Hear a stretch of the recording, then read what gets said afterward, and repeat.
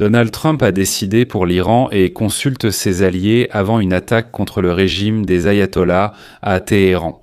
Donald Trump a conseillé à l'Iran de conclure rapidement un accord sur son programme nucléaire, car une nouvelle attaque des États-Unis contre l'Iran serait bien pire que la précédente. Simultanément, les États-Unis ont nettement accru leur présence militaire près des côtes iraniennes. Au cours des dernières 48 heures, le 6e destroyer de la marine américaine, l'USS Delbert Black, est déjà entré dans la région. Près de l'Iran se trouve également toute une escadre, y compris le porte-avions Abraham Lincoln. Les États-Unis déploient aussitôt plusieurs systèmes THAAD dans la région, montrant une préparation sérieuse. Cela n'était même pas arrivé avant la guerre de 12 jours en juin dernier. En même temps, des hauts représentants des services de défense et de renseignement d'Israël et d'Arabie Saoudite sont arrivés cette semaine à la Maison-Blanche pour des négociations sur l'Iran. Et voilà que les deux pays sont prêts à attaquer, mais cherchent à minimiser les conséquences pour eux-mêmes. Cependant, alors qu'Israël insiste sur l'attaque, l'Arabie Saoudite essaie tout de même d'incliner la Maison-Blanche vers l'ironie. Dans cette émission, nous discuterons avec vous de tout ce que l'on sait sur la préparation des États-Unis à une attaque contre l'Iran.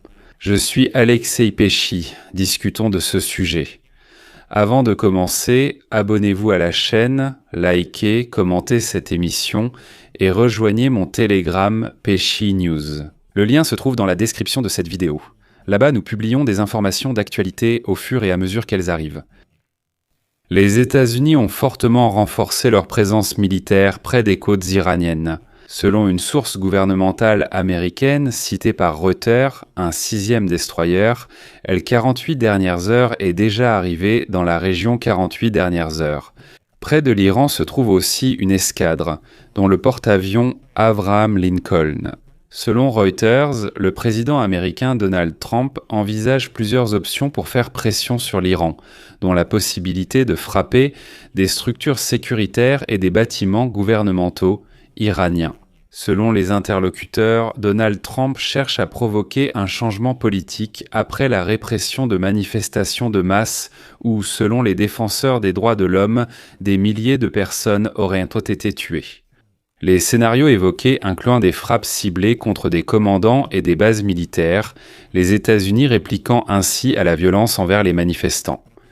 On envisage aussi des opérations majeures contre l'infrastructure de missiles et les sites nucléaires iraniens. Voici ce que précisent les sources. La décision d'utiliser la force militaire n'est pas encore prise. Des responsables israéliens et occidentaux doutent que des frappes aériennes suffisent à faire tomber le régime des ayatollahs en Iran. Et donc, selon leur évaluation, sans une division sérieuse au sein des structures de force et sans l'organisation d'une opposition structurée, un changement de pouvoir est peu probable. Même si les Américains bombardent l'Iran pendant des semaines, il existe également un risque que l'intervention extérieure ne fasse que renforcer la position de la principale force militaire iranienne, c'est-à-dire le corps des gardiens de la révolution islamique. Aujourd'hui en Europe, le CGRI est déclaré organisation terroriste, montrant qu'on prépare des frappes. Et, comme l'écrit Reuters, 3 diplomates occidentaux et une source occidentale de haut rang ont déclaré qu'ils craignaient qu'au lieu de pousser les Iraniens à descendre dans la rue, c'est-à-dire à reprendre les protestations, les frappes américaines puissent au contraire affaiblir le mouvement. Déjà sous le choc après les répressions les plus sanglantes du régime d'Ali Khamenei depuis la révolution islamique de 1979, et d'autre part les hauts responsables iraniens. Une source de Reuters affirme que l'Iran se prépare à la guerre tout en restant ouvert aux négociations diplomatiques. À Téhéran, on souligne actuellement que le programme nucléaire iranien est exclusivement pacifique, mais on avertit qu'en cas d'attaque, l'Iran se défendra comme jamais auparavant. Les alliés régionaux des États-Unis dans les pays du Golfe Persique craignent qu'une éventuelle frappe contre l'Iran n'entraîne. Les alliés régionaux dans les pays du Golfe Persique craignent qu'une éventuelle frappe contre l'Iran. On avait les mêmes craintes avant la guerre de 12 jours en juin dernier, et c'est encore le cas aujourd'hui. Il est rapporté que l'Arabie Saoudite, le Qatar, Oman et l'Égypte font tout de même pression pour l'annulation des frappes contre l'Iran. Il y a des nuances que nous aborderons plus tard. Donald Trump a également donné un conseil. Donald a conseillé à l'Iran de conclure rapidement un accord sur le nucléaire, avertissant qu'une nouvelle attaque américaine serait pire que la précédente. Lundi, Donald Trump a affirmé que l'armada américaine près de l'Iran surpassait celle envoyée au Venezuela dès mercredi. Dans une publication sur Trust Social, Trump a réaffirmé ses propos en écrivant « Une énorme armada avance rapidement vers l'Iran avec puissance, enthousiasme et détermination. Comme dans le cas du Venezuela, elle est prête, désireuse et capable d'accomplir rapidement sa mission, si nécessaire en utilisant la force et même la violence, bien qu'on ne sache pas encore en quoi consiste exactement la mission de toute cette armada. Il faut aussi le noter. » Au départ, je rappelle que Trump avait menacé d'intervenir et même de soutenir les manifestations en Iran, mais à l'heure actuelle, elles ont été brutalement réprimées et des milliers de personnes ont perdu la vie.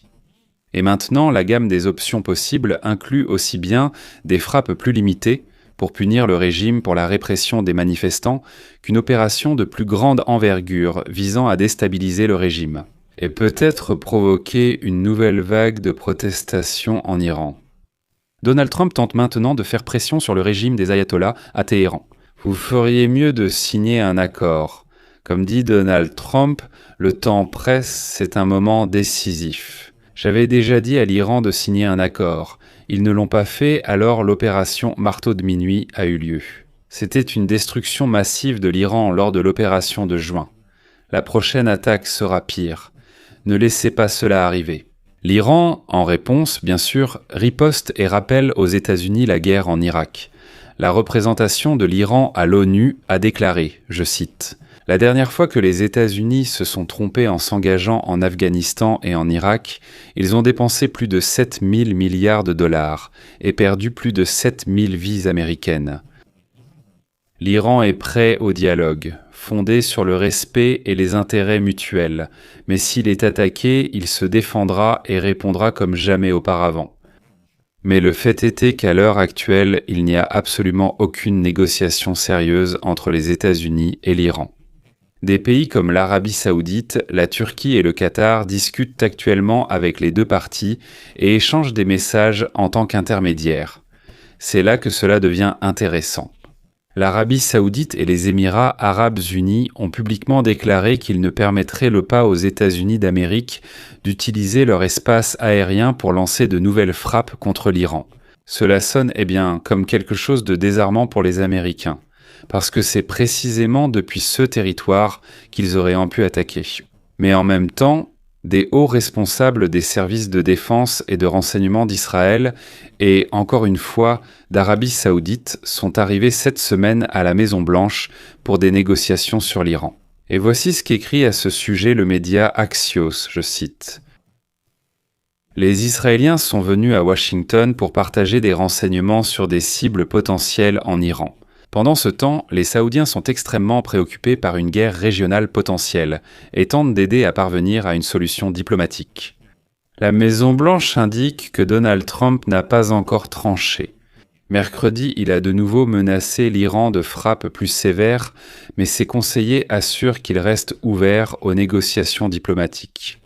Je tiens également à souligner que le ministre de la Défense d'Arabie Saoudite, le prince Khalid Ben Salman, est arrivé aux États-Unis. C'est très important.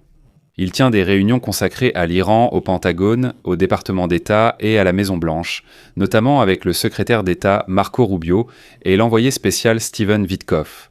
Et pourquoi est-ce important ? Parce que le prince Khalid est le frère cadet du prince héritier Mohammed Ben Salman et son homme de confiance le plus proche. Et maintenant, l'intrigue réside dans le fait que ces derniers jours, les Saoudiens échangent des messages entre les États-Unis et l'Iran, essayant de désamorcer la situation. Autrement dit, en termes simples, Israël et l'Arabie Saoudite essaient maintenant d'équilibrer la position des États-Unis d'Amérique. Israël dit qu'il faut attaquer, voici une carte avec les cibles à frapper, tandis que l'Arabie Saoudite dit qu'il ne faut pas attaquer pour l'instant. Nous pouvons tout résoudre diplomatiquement et agir comme médiateurs. Cependant, le renforcement militaire américain dans le Golfe Persique sera terminé dans les prochains jours. On saura alors si Donald Trump utilisera toute cette armada contre l'Iran. Et en conséquence, nous comprendrons qui l'a influencé le plus, Israël ou l'Arabie Saoudite. Je vais m'arrêter ici. Donnez votre avis et vos conclusions dans les commentaires sous cette vidéo. Abonnez-vous à la chaîne, activez la cloche et n'oubliez pas de mettre un like. Les amis, si cet épisode vous a été utile et intéressant, vous pouvez soutenir le travail de cette chaîne YouTube par votre don ou votre abonnement via les liens et les coordonnées dans la description de cette vidéo. Je vous serai reconnaissant pour tout soutien de votre part. C'est tout pour aujourd'hui, prenez soin de vous. Au revoir à tous.